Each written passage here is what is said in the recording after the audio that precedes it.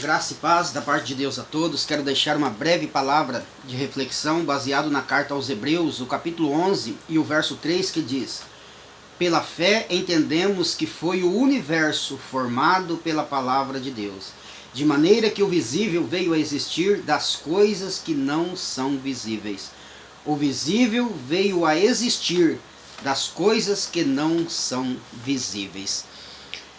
Quando nós fazemos uma abordagem desse texto, uma abordagem olhando pela perspectiva da ciência, uma abordagem científica, nós vemos que a ciência ela se aproxima muito da forma misteriosa como Deus criou todas as coisas. É como que a ciência tirasse uma capela, uma casquinha da forma como Deus criou todas as coisas.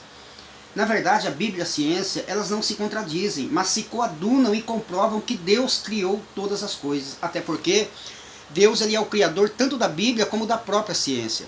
E a visão científica da criação, ela é maravilhosa.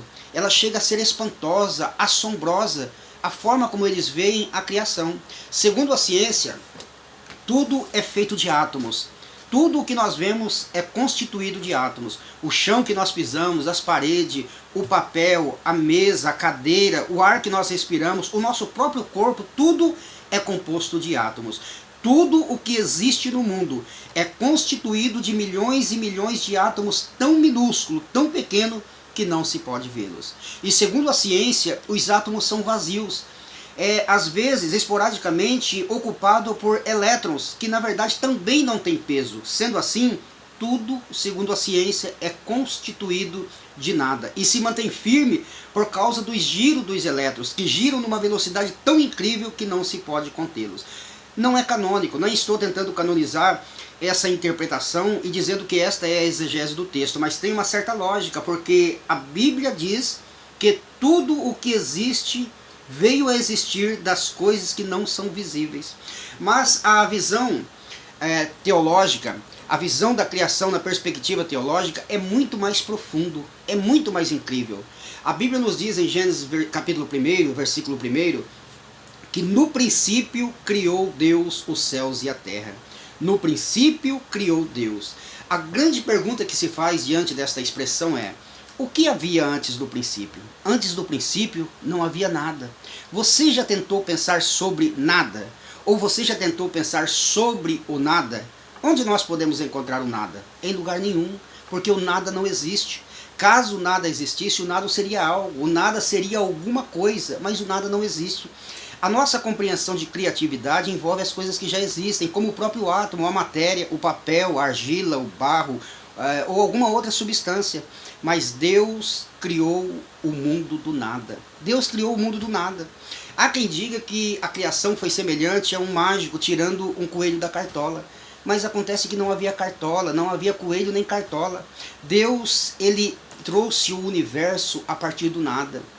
Pelo comando da voz de Deus, o universo veio a existir. Pelo comando da voz de Deus, tudo que existe veio a existir.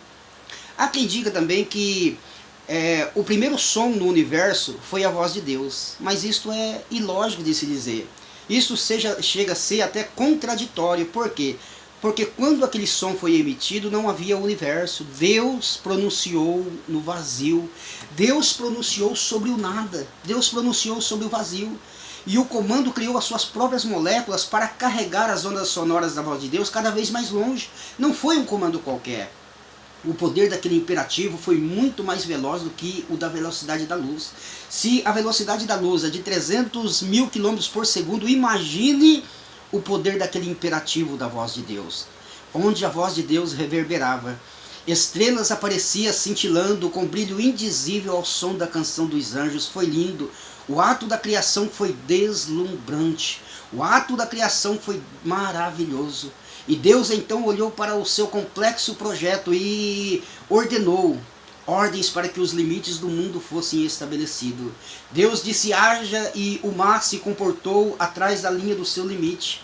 As nuvens se encheram de partículas de água.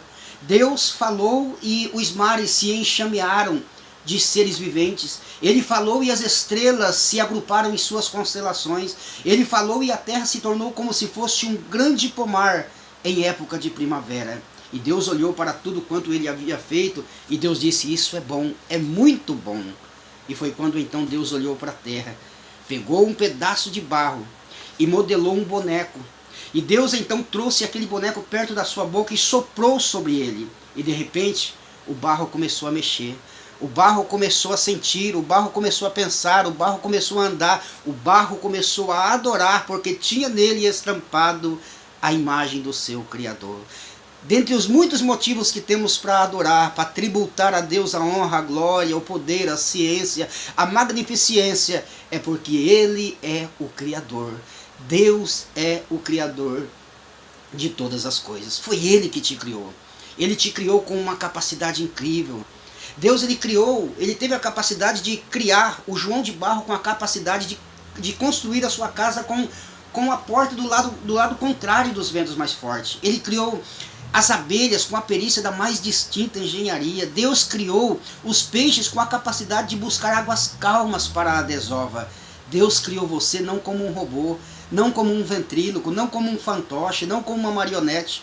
Ele te criou dotado de razão, vontade e capacidade de decisão, e que esta decisão seja para adorar ao Senhor, adorar o seu Criador e reconhecer que Ele te criou, e quando Ele te perdeu, Ele te buscou novamente no Calvário. A Ele toda honra, toda glória e todo louvor. Amém.